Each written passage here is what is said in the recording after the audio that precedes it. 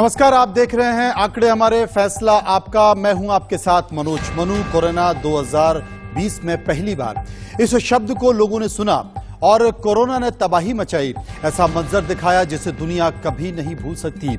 जैसे तैसे जब सब कुछ सामान्य हुआ, वैसे ही कोरोना ने एक बार फिर से तांडव मचाना शुरू कर दिया है।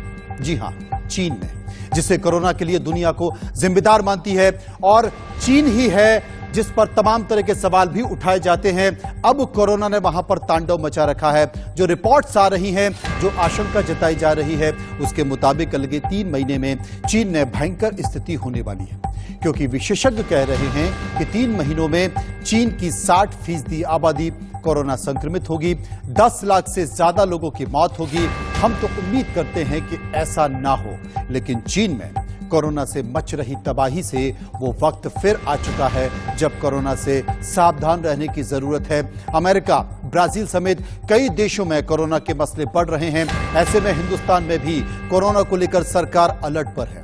बैठकों का दौर शुरू हो चुका है, लेकिन चिंता की बात यह है कि भारत के अंदर इसकी एंट्री सितंबर में ही हो चुकी है, और चीन में तबाही मचाने वाला BF7 वेरिएंट ने कुछ संक्रमित देश में मिल चुके हैं। अब यह वेरिएंट डरा रहा है, क्योंकि यह एंटीबॉडी को भी चकमा दे रहा है। तो आप गलत फहमी में ना रहें कि आप वैक्सीनेटेड हैं, बस खतरे से बाहर है, थोड़ा सतर्क रहिए। तो कुल मिलाकर भारत में भी खतरनाक BF7 वेरिएंट की एंट्री हुई है। भारत में कोरोना के BF7 वेरिएंट के 4 केस अब तक मिल चुकी हैं। वडोदरा में कोरोना का BF7 वेरिएंट मिला है। NRI महिला में BF7 वेरिएंट की पुष्टि हुई है। BF7 वेरिएंट के गुजरात में कुल 2 केस अब तक मिल चुके हैं, और उड़ीसा में BF7 वेरिएंट का मामला भी सामने आ चुका है, और डॉक्टर इसका अध्ययन कर रहे हैं। जीनोम सीक्वेंसिंग की बात मंत्रालय कर रहा है, सरकार कर रही है। पता करने की कोशिश की जा रही है कि ये आखिर किसका सब वेरिएंट है, और अगर ये वेरिएंट खतरनाक है तो इसके पीछे का कारण है, ये शरीर को कितना नुकसान पहुंचा रहा है, मरीज को कितना नुकसान पहुंचा रहा है, और कितनी तेजी से ये संक्रमण फैला रहा है, इसका भी अध्ययन किया जाएगा। लेकिन इन सबके बीच खबर यह है कि आखिर ये वेरिएंट है क्या। चलिए आपको बताते हैं कि BF7 वेरिएंट में क्या कुछ है, और दुनिया इससे क्यों खौफ में है, ये क्यों खतरनाक है। क्योंकि ओमिक्रॉन का नया वेरिएंट चीन में हाहाकार मचा रहा है, और इसका नाम है BF7 वेरिएंट, जिसका जिक्र मैं कर रहा हूं। ओमिक्रॉन BA.5 का ये सब वेरिएंट है। वैज्ञानिक नाम इसका क्या है? BA.5.2 1.7 है, और बहुत तेजी के साथ ये संक्रमण फैलाने की क्षमता रखता है, क्योंकि यही वेरिएंट है जो चीन में लगातार संक्रमण फैला रहा है। अब इसके लक्षण क्या है? क्योंकि आपको सतर्क रहने की जरूरत है, तो यह भी समझना होगा कि इसके लक्षण क्या हैं।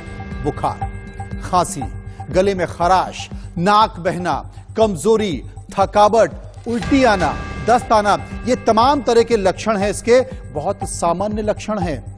दूसरी जो वायरल इन्फेक्शन है उसकी तरह है, इसलिए थोड़ा सा सतर्क रहिए।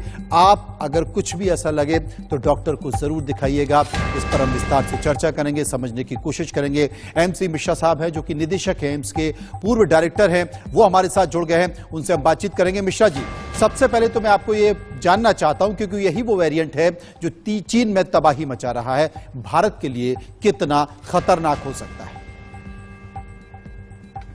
धन्यवाद इस चर्चा में निमंत्रण के लिए। जी देखिए, भारत और चीन में जो अगर हम देखें क्या अंतर है संक्रमण, कोविड संक्रमण के विषय में, तो अगर मैं आपको 2020 अप्रैल में ले जाऊं, तो चीन ने जो कहा था कि उनके यहाँ 4,500 मृत्यु हुई हैं और 80,000 या 1 लाख कुछ लोगों को संक्रमण हुआ। भारत में तब कोविड शुरू हो रहा था, पहली वेव कोविड की, और लॉकडाउन लगे हुए थे, पूरी दुनिया में फैला, सबने देखा क्या हुआ। लेकिन चीन की स्थिति बहुत अच्छी रही पिछले 3 वर्षों में, और उनका जो जीरो कोविड पॉलिसी के तहत उन्होंने जो भी निर्णय लिए, उसमें जो प्राकृतिक रूप से जो संक्रमण हो सकता था कोरोना वायरस का, और ठीक हो जाता था अधिकतर लोगों में। जो भारत में भी हमने देखा कि हमारा बहुत बड़ी जनसंख्या प्रभावित हुई, लेकिन ठीक हो गए अधिकतर लोग। इसी तरह से और दुनिया में भी ऐसे ही हुआ कि संक्रमण हुआ और ठीक हो गए, लेकिन कुछ लोगों को नुकसान भी हुआ, मृत्यु भी हुई, पूरी दुनिया में हुई।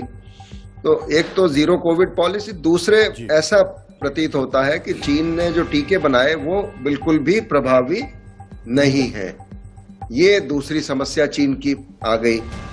भारत में भाग्यवश हमारे वैज्ञानिकों ने हमको 2 वैक्सीन दे दी। एक सीरम इंस्टीट्यूट ने कोविशील्ड दे दी और भारत बायोटेक ने हमको कोवैक्सीन दे दिया, जो पूरे वायरस से बनी हुई वैक्सीन है, जो ज्यादा प्रभावी होती है। उस वजह से हमारे यहाँ अब जो हर्ड इम्यूनिटी बनी हुई है, एक तो प्राकृतिक संक्रमण की वजह से और साथ में अच्छा टीकाकरण अभियान हुआ, उसकी वजह से जो हर्ड इम्यूनिटी बन गई। तो अब अगर मान लीजिए संक्रमण आता भी है तो कुछ ना कुछ प्रोटेक्शन इन दोनों वजहों से हमारी उस जनसंख्या को मिलेगा जिनको संक्रमण हुआ है और साथ में टीकाकरण भी हुआ है और प्रतिरोधक क्षमता बनी हुई है।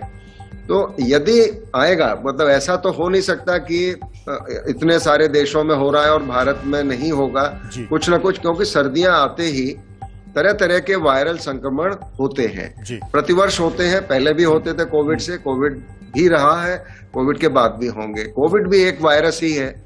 अब उसमें डेल्टा वेरिएंट जिस तरह का उसने प्रकोप उसकी वजह से हुआ, उससे हम लोग परेशान हुए, उसमें नुकसान भी बहुत हुआ जान का।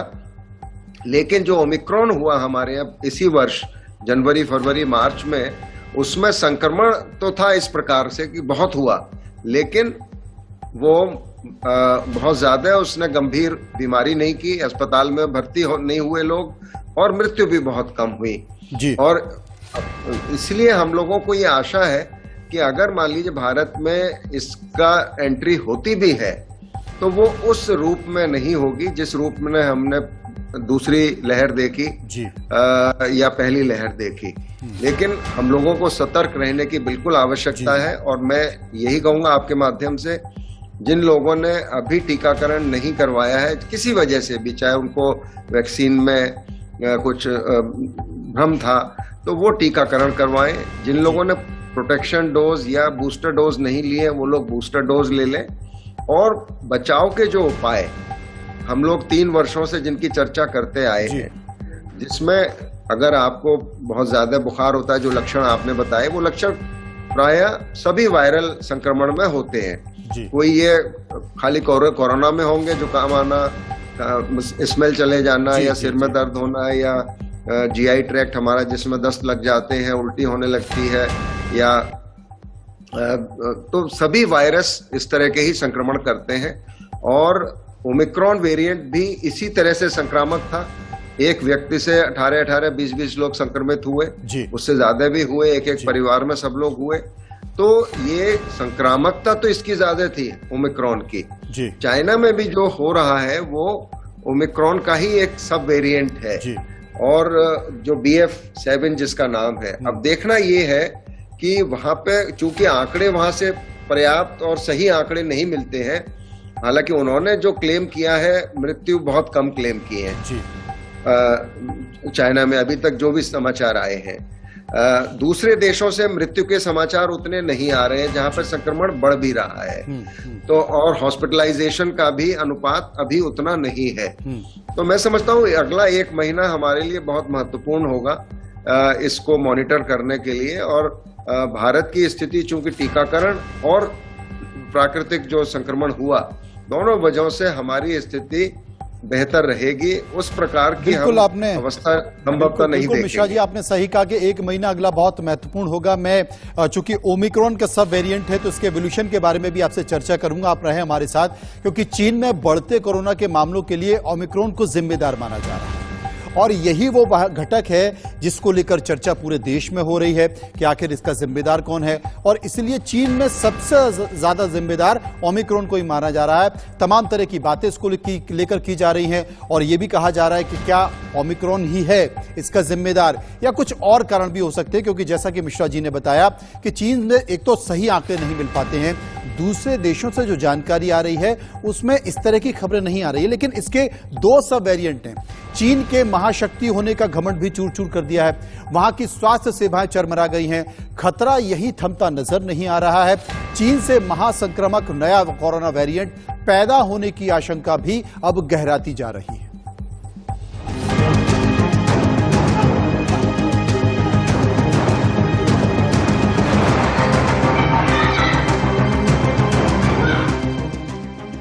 डरा रहा है किलर कोरोना का नया स्ट्रेन।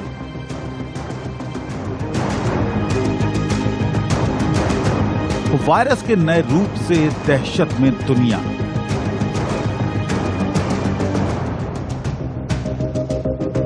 चीन में कहर बरपा रहा है नया वेरिएंट। पूरी दुनिया में कोहराम मचा चुके और इंसानों का डेथ वारंट साबित हुए जानलेवा वायरस कोरोना का कहर खत्म होने का नाम ही नहीं ले रहा। चीन के वुहान से पैदा हुआ ये वायरस अब भस्मासुर बन गया है और ये चीन में कोहराम मचा रहा है।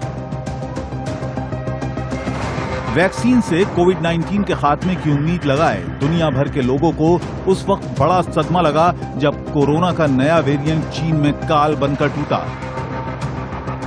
हेल्थ एक्सपर्ट्स के मुताबिक चीन में ओमिक्रॉन के 2 सब वेरिएंट काल बनकर टूटे हैं। BF5.2 और BF7 नाम के 2 सब वेरिएंट की वजह से चीन में कोरोना तेजी से पैर पसार रहा है। इनमें BF7 सब वेरिएंट से सबसे ज्यादा कोहराम मचा है, जिसे 70% ज्यादा संक्रामक बताया जा रहा है।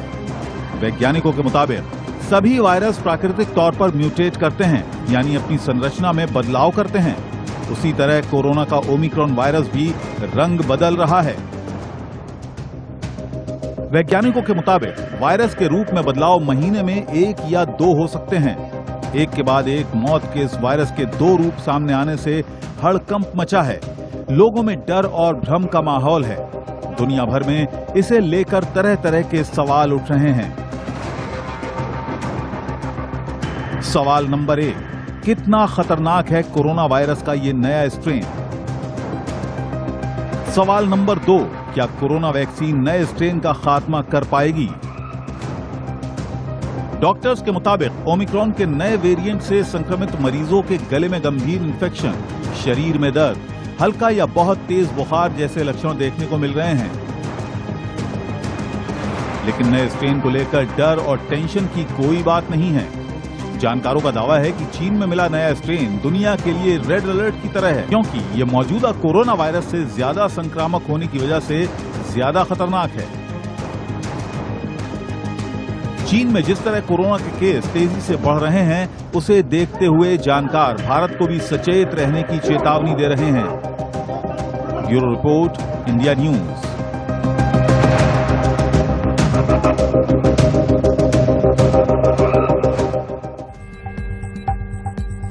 एमसी मिश्रा साहब हमारे साथ मौजूद हैं, उन्हीं के पास चलेंगे। मिश्रा साहब, ओमिक्रॉन को लेकर पूरे देश भर में चर्चा हो रही है और ये भी जानकारी आ रही है कि ये सितंबर में भारत में आ चुका था, क्योंकि कुछ मरीज इसके मिले हैं। लेकिन BF7 का आरओ कितना, यानी कि ये कितने लोगों को संक्रमित करता है, और अगर करता है तो वाकई ये कितना खतरनाक हो सकता है, कितना ज्यादा असर करेगा?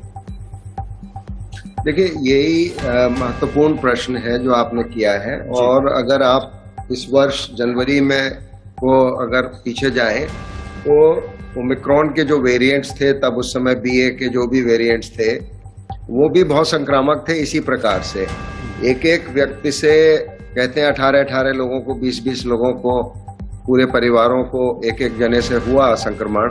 और ये इसकी तुलना, जो हम कोरोना वायरस के संक्रमण की तुलना जब हम करते हैं तो मीजल्स जो होती है, खसरा जिसे बोलते हैं, मीजल्स की भी जो इन्फेक्टिविटी है, संक्रामकता है, वो इसी प्रकार से है जी। तो ऐसा नहीं है कि ये पहला वायरस है जो इस प्रकार से करता है। और ये हमने कोविड से पहले भी देखा, जो कॉमन इन्फ्लुएंजा होता है, जिसको जुकाम खांसी बोलते हैं, जो सर्दियों में होता है, सभी जगह पे होता है, हमारे यहाँ भी होता है, विदेशों में भी होता है, उसमें भी यदि एक व्यक्ति को घर में हो जाता है तो सभी को हो जाता है, फिर वो संक्रमण भी। तो ये वायरस का चरित्र है और ये इससे बचना बहुत संभव नहीं होता है बहुत बार, क्योंकि अगर आप क्लोज विसिनिटी में रह रहे हैं, घर में एक ही घर में रह रहे हैं, तो एक व्यक्ति को होगा तो सभी को होगा, बच्चों को भी होगा, बड़ों को भी होगा।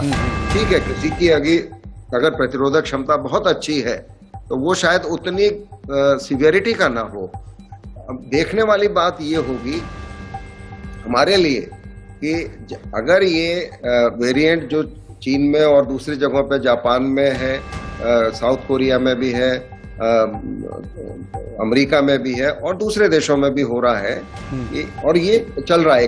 कनाडा में इसको एक नाम दिया उन्होंने, ट्राइडेमिक, जिसमें उन्होंने कहा कि कोविड तो चल ही रहा है, कोविड था, है और रहेगा, कोविड कहीं जाने वाला नहीं है, वायरस है, जैसे सारे वायरस हमारे चारों तरफ है, ये भी रहेगा, बीच बीच में होता रहेगा, बीच बीच में ठीक होता रहेगा। और यही हुआ ओमिक्रॉन के साथ भी पिछले वर्ष, और थोड़ी थोड़ी मात्रा में बना रहा है। ये ऐसा नहीं है कि कभी भी पूर्ण रूप से चला गया या चला जाएगा, ऐसा संभव भी नहीं है वो। और ये अगर हम आशा करेंगे तो ये हमारे लिए भ्रमित होने वाली वो है इसमें, क्योंकि वायरस तो एक बार हमारे बीच में मौजूद आ गया तो वो रहेगा। अब हमें देखना है कि हम उससे कैसे निपट सकते हैं। तो हम उससे निपट सकते हैं एक तो बचाव के उपाय करके, जो बचाव के उपाय हम 3 वर्षों से चर्चा कर रहे हैं कि भाई मास्क एक इतना अच्छा एक हमको इसके हथियार मिला है कोविड से या किसी भी संक्रमण से निपटने के लिए, तो उसका उपयोग फिर से लोग शुरू करेंगे और मेरे ख्याल से कर भी दिया है लोगों ने। जब से ये समाचार आने शुरू हुए, हम लोग तो अभी भी अस्पताल में यूज करते ही हैं, पेशेंट आता है तो अभी भी हम लोग मास्क लगा के ही देखते हैं, उन लोगों को भी ये कहते हैं। लेकिन हाँ, काफी इसमें एक ढीलापन आ गया था, हम भी नहीं इंसिस्ट करते थे, अब हम फिर से इंसिस्ट करना शुरू कर देंगे, लोगों पे जोर देंगे कि भाई आप भी मास्क लगा के बैठिए। तो ये है कि अभी तो हम लोगों की स्थिति दोनों वजहों से, जैसे मैंने बताया, तो हमारे यहाँ टीकाकरण हुआ अच्छा, और साथ में संक्रमण भी खूब हुआ लोगों को, तो उससे भी जो प्रतिरोधक क्षमता बनी है, बिल्कुल आपने सही कहा कि उससे जो प्रतिरोधक क्षमता बनी है, एंटीबॉडी बनी है, वो कारगर हो सकती है इस वेरिएंट में। बहुत बहुत शुक्रिया करेंगे मिश्रा साहब का, जो विस्तार से में जानकारी दे रहे थे। लेकिन ओमिक्रॉन के बारे में ये भी कहा जा रहा है कि ये जो नया वेरिएंट है, ये एंटीबॉडी को भी चकमा दे रहा है। चलिए आगे बढ़ते हैं अगली खबर की ओर, और वो खबर है यात्रा पर खतरे की।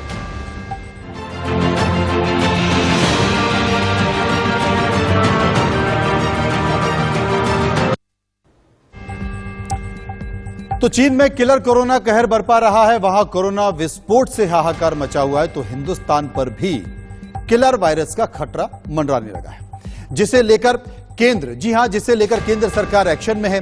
कोरोना को कंट्रोल करने में जुटी केंद्र सरकार ने कांग्रेस के पूर्व अध्यक्ष राहुल गांधी से भारत यात्रा रोकने की अपील की है, जिस पर अब बड़ा सियासी बखेड़ा खड़ा हो गया है।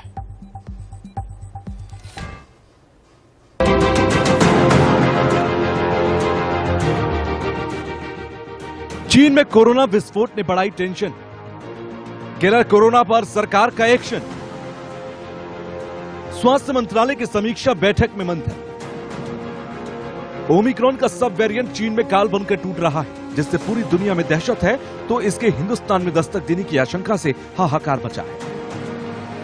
खतरे का अंदाजा इसी बात से लगाया जा सकता है कि केंद्रीय स्वास्थ्य मंत्रालय एक्शन में है। स्वास्थ्य मंत्री मनसुख मांडविया की अगुवाई में कोरोना के खतरे और उससे निपटने की तैयारियों की समीक्षा बैठक की गई, जिसमें मांडविया ने अधिकारियों और एक्सपर्ट्स के तमाम चुनौतियों से पार पाने पर चर्चा की। इस बैठक में केंद्रीय स्वास्थ्य राज्य मंत्री भारती पवार, नीति आयोग के सदस्य डॉक्टर वीके पॉल और परिवार कल्याण मंत्रालय के अफसर मौजूद रहे। इस बीच केंद्र सरकार ने कोरोना को लेकर अलर्ट जारी किया, साथ ही राज्यों को एडवाइजरी जारी कर कोरोना सैंपल को जीनोम सीक्वेंसिंग के लिए भेजने को कहा, ताकि नए वेरिएंट्स का वक्त रहते पता लगाया जा सके। मैंने भारत जोड़ो यात्रा के इंचार्ज कन्वीनर राहुल जी को एक पत्र लिखा और एक गहलोत जी को पत्र लिखा, और मैंने कहा कि भाई मुझे ऐसा पत्र मिला है और इस पत्र में मुझे बताया गया है कि उससे उस यात्रा में भाग लिए हुए कई लोगों को कोविड पॉजिटिव पाया गया है, तो उसके लिए प्रिकॉशन लिया जाए, कोविड प्रोटोकॉल का पालन किया जाए। स्वास्थ्य मंत्री मनसुख मांडविया ने कोरोना के बढ़ते खतरे को लेकर कांग्रेस के पूर्व अध्यक्ष राहुल गांधी और राजस्थान के मुख्यमंत्री अशोक गहलोत को एक चिट्ठी लिखी, जिसमें भारत जोड़ो यात्रा में कोरोना नियम के पालन की अपील की गई ताकि कोरोना को फैलने से रोका जा सके। साथ ही इस चिट्ठी में नियमों के पालन नहीं होने की सूरत में भारत जोड़ो यात्रा रद्द करने की अपील की गई। आपने ऐसी चिट्ठी नहीं लिखनी चाहिए। क्यों लिखा? मैं भारत सरकार का हेल्थ मिनिस्टर होने के नाते मेरा दायित्व है कि देश में कोविड ना फैले। लेकिन इस चिट्ठी पर कांग्रेस नेताओं ने सियासी बखेड़ा खड़ा कर दिया। कांग्रेस नेता अधीर रंजन चौधरी से लेकर अशोक गहलोत तक इसे लेकर सवाल उठा रही है। भारत जोड़ो यात्रा के चलते मोदी सरकार खुद बुखलाए हुए हैं। आप भारत जोड़ो यात्रा के असर खुद देख रहे हो कि महाराष्ट्र में बीजेपी नस्तानाबूद हो चुके हैं, सुफरा साफ होने जा रहे हैं बीजेपी। तो ये डर के मारे ये आम लोगों की निगाह भटकाने के लिए बुखलाए हुए बीजेपी पार्टी ये तरह तरह की सारे सवाल उठा रहे हैं। अभी मैंने पत्र देखा है, कल का ही है, आप देखिएगा इनके हालात क्या कहते बुखलाहट है। 2 मेंबर पार्लियामेंट, एक पीपी चौधरी पाली के, एक निहाल सिंह जी गंगानगर के, वो कल ही पत्र लिखते हैं उनको कि राजस्थान में यात्रा चल रही है और राहुल गांधी जी की भारत जोड़ो यात्रा, और क्यों कोरोना फैल रहा है तो इसलिए आप इनको पाबंद करें कि ये कोरोना किस प्रकार से यात्रा कर रहे हैं। कांग्रेस नेताओं की बौखलाहट पर केंद्रीय मंत्री अनुराग ठाकुर ने जोरदार पलटवार किया।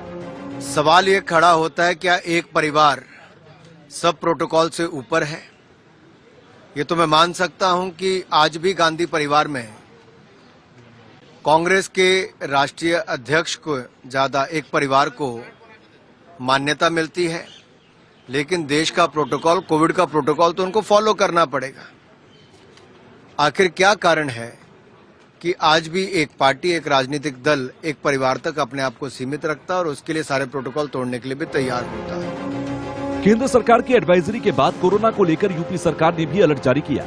लोगों को घर से बाहर निकलने पर मास्क पहनने और कोविड प्रोटोकॉल का पालन करने को कहा गया। Bureau report, India news. तो जिस तरीके से नए वेरिएंट ने चाइना में हाहाकार मचाया हुआ है, भारत में भी उसे लेकर चिंता होने लगी है। सरकार लगातार अलग अलग स्तर पर बैठकें कर रही है और ये समझने की कोशिश कर रही है कि आखिर ये वेरिएंट कितना खतरनाक है, कितना नुकसान पहुंचा सकता है, और इसकी जीनोम सीक्वेंसिंग पर भी चर्चा की जा रही है। यह भी पता करने की कोशिश की जा रही है कि क्या वाकई ये एंटीबॉडी को चकमा दे रहा है या कुछ और है। लेकिन इन सबके बीच ऐसे आयोजन जहां पर भारी भीड़ हो रही है, उन आयोजनों को लेकर भी एडवाइजरी दी जा रही है। और इसी तरह का एक आयोजन भारत जोड़ो यात्रा, जो कि राहुल गांधी की यात्रा चल रही है, उस पर केंद्र सरकार की एक एडवाइजरी या सलाह दी गई, जिसे लेकर बवाल खड़ा हो गया। बवाल सड़क से लेकर संसद तक खड़ा हो गया। बवाल इस बात को लेकर था कि आखिर राहुल गांधी की यात्रा से आप डर क्यों रहे हैं, क्योंकि इसके अलावा भी बहुत सारे कार्यक्रम हैं, आयोजन हैं, वहां पर भी इस तरह की एडवाइजरी, इस तरह की बात की जानी चाहिए। लेकिन बीजेपी वो तो नहीं कर रही है, राहुल गांधी की यात्रा का जिक्र जरूर कर रही है और केंद्र सरकार को एक मंत्री को चिट्ठी लिखनी पड़ती है यह कहने के लिए कि आप अपनी भारत जोड़ो यात्रा को रोक दीजिए। एक के बाद एक तमाम राजनेताओं के ताबड़तोड़ हमले, कभी सत्ता पक्ष के, उसके बाद फिर कांग्रेस के, और सवाल जवाब भी दिए गए तो सवाल भी उठाए गए। लेकिन इन सब के बीच एक चिंता देश की जरूर है कि अगर वाकई ये वेरिएंट खतरनाक है तो क्या इस तरह के कार्यक्रम का आयोजन होना चाहिए। अब कांग्रेस और विपक्ष के नेता ये भी कहते हैं कि अगर राहुल गांधी की यात्रा नहीं होनी चाहिए तो फिर संसद भी बंद कर देनी चाहिए। वहां पर भी तमाम सांसद हैं और वहां पर भी कोरोना का खतरा है। इस खबर पर बात करने के लिए सीधे चलेंगे अपने संवाददाता मनोहर केसरी के पास। मनोहर, किस तरह का बवाल राजनीतिक दलों में?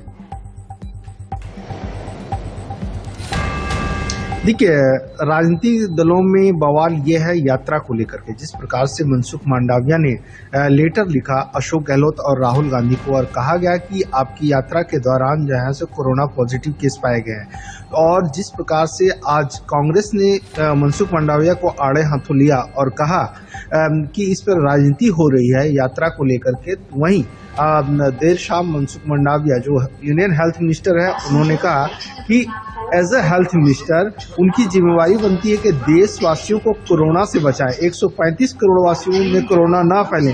तो ऐसी स्थिति में किसी भी फैमिली का मेंबर क्यों ना हो या कोई यात्रा ही क्यों ना हो, तो वैसी स्थिति में अगर कोरोना के प्रोटोकॉल का पालन नहीं होता है तो वो उन्हें स्थगित करवा सकते हैं, उन्हें यात्रा को रोकना पड़ेगा, भारत जोड़ो यात्रा। क्योंकि अभी हिमाचल प्रदेश के मुख्यमंत्री सुखविंदर सिंह सुक्खू को कोरोना पॉजिटिव हुए हैं। वो राजस्थान में भारत जोड़ो यात्रा के दौरान राहुल गांधी की यात्रा में शामिल हुए थे। तो आप समझ सकते हैं कि अगर स्प्रेड ज्यादा होता है तेजी से तो खतरा बढ़ सकता है, क्योंकि चीन में जिस तरह से मामले बढ़े हैं और चीन समेत और चार कंट्रीज में लगातार मामले बढ़ रहे हैं, चीन में गंभीर हालात है, वहां पर बेड नहीं मिल रहे हैं, मरीजों को दिक्कत हो रही है, दवाइयां नहीं मिल रही है। तो ऐसी स्थिति में भारत सरकार ने एहतियातन ये कदम उठाया है और मनसुख मांडविया ने राहुल गांधी को पत्र लिखा है। अब आज मैं बता दूं कि जिस प्रकार से एक हाई लेवल बैठक बुलाई गई है उसमें फोकस किया गया है कि सर्विलांस ज्यादा से ज्यादा हो, जीनोम सीक्वेंसिंग ज्यादा से ज्यादा किया जाए, और कहा गया है कि जो जून 2022 में जो गाइडलाइंस थी और रिवाइज गाइडलाइंस थी उसको सख्ती से लागू किया जाए, और 5 फोल्ड स्ट्रेटजी जो सरकार की है, जो लगातार कोविड में सक्सेसफुल वो स्ट्रेटजी रही है, चाहे ट्रेसिंग को लेकर के हो, ट्रीटमेंट को लेकर के हो, या दवाइयों को लेकर के हो, या वैक्सीन को लेकर के हो, क्योंकि फोकस किया गया है कि वैक्सीन या फिर हम कहा जाए प्रिकॉशन डोज को लेकर के, या कोमोर्बिडिटी जो पेशेंट है, डायबिटीज के पेशेंट हो, अस्थमा के पेशेंट हो, हार्ट के पेशेंट हो, कैंसर के पेशेंट, उन्हें ज्यादा ध्यान रखने की जरूरत है। जी बहुत बहुत शुक्रिया करेंगे मनोहर का, जो हमें विस्तार से समझा रहे थे कि आखिर क्या ये पूरा मामला है और किस तरीके से सड़क से संसद तक अब